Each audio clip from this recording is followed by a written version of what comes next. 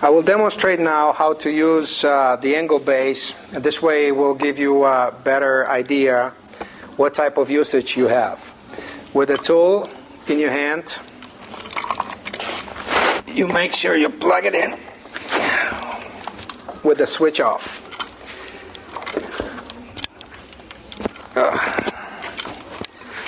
You place the object on the edge, you place the base against it.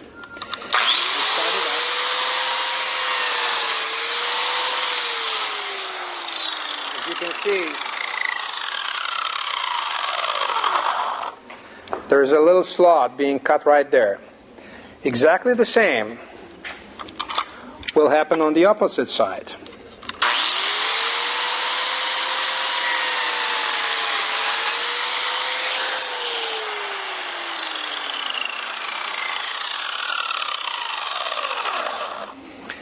And now by utilizing zero biscuits, which in this particular case I did, you place the biscuit in the slot, you match the surfaces, you apply some glue, and this is how your joint is created with 45-degree base. Thank you.